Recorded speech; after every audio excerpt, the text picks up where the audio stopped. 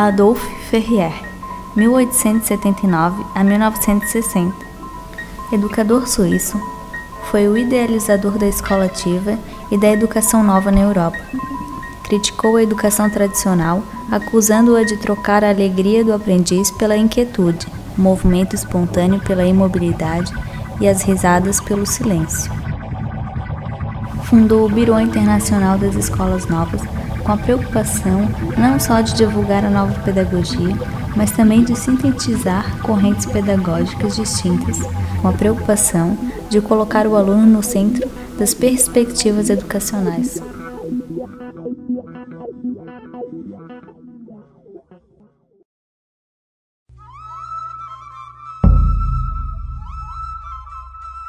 Jean Piaget, 1896 a 1980.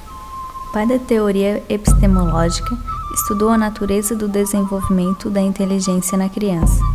Defendeu o método da observação da criança através da pedagogia experimental, que mostrasse como a criança organiza o real. Deve-se colocar a criança para pensar. O professor deve respeitar as etapas do desenvolvimento da criança.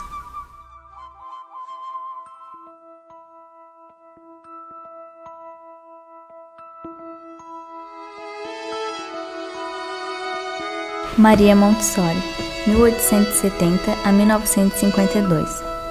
Ponto mais alto da valorização da criança.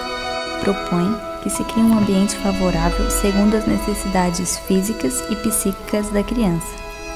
Transpõe para as crianças normais seu método de recuperação de crianças deficientes com base na utilização de jogos educativos para trabalhar o tato, a pressão, cores, formas e espaços.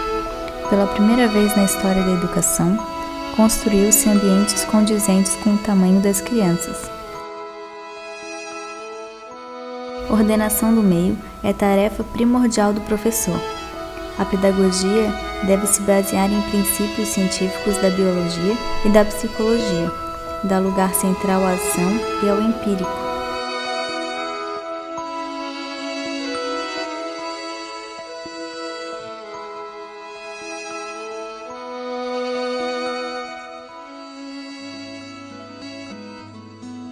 John Dewey, 1859 a 1952. Mais importante pensador, divulgador e sistematizador da escola nova. O ideal educacional de Dewey era de que a educação se desse o máximo possível junto com a própria vida. Para ele, as escolas deviam deixar de ser meros locais de transmissão de conhecimentos e tornar-se pequenas comunidades. Sua metodologia é o sistema de projetos, com o objetivo de um ensino ativo que integre todas as informações buscadas em um objetivo prático. Ao mesmo tempo, o mais importante não são essas informações em si, mas um desenvolvimento da capacidade de buscá-las, ou seja, aprender a aprender.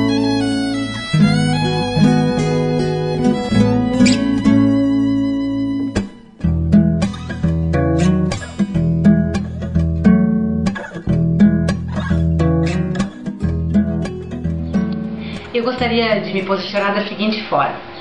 A primeira questão é de vincular a escola nova com John Dewey. É uma aproximação, me parece importante, mas não tão restritiva como necessariamente sempre apresentada. Dewey foi um pensador americano que se colocou no panorama educacional com muito mais desafios do que ser classificado dentro de uma tendência. O que ele vinha discutindo era que a escola poderia ser diferente se ela estivesse mais centrada na experiência, nas atividades materiais, concretas, que o aluno fosse desafiado a relacionar teoria e prática, mas não é nesse reducionismo que muitas vezes nós o classificamos como alguém que colocou o aluno no lugar central e retirou o lugar do professor. Acho que é um reducionismo excessivo, tomá-lo assim e inseri-lo na discussão da escola nova nessa direção. Ele foi um pensador importante, que, claro, é fruto do seu próprio cenário contextual, cultural, histórico, mas ele é importante, porque o que ele quis dizer na sua, digamos, do que mais se pode destacar do pensamento dele, é que quando nós fizemos experiências, e experiências significativas, nós saímos diferentes deste processo. E isso implicava pensar a educação de outras formas. E ele vai dando alguns indicativos que são muito mais do campo da filosofia, da reflexão, do que simplesmente da didática, ou de procedimentos e de atitudes, como normalmente nós acabamos reduzindo a sua abordagem a esta perspectiva. Então ele está sim, a articulação do seu pensamento está vinculada com a escola nova, mas a escola nova também não é esse espaço onde se pensou uma determinada pedagogia que foi menor do que outras hoje ou menos importante.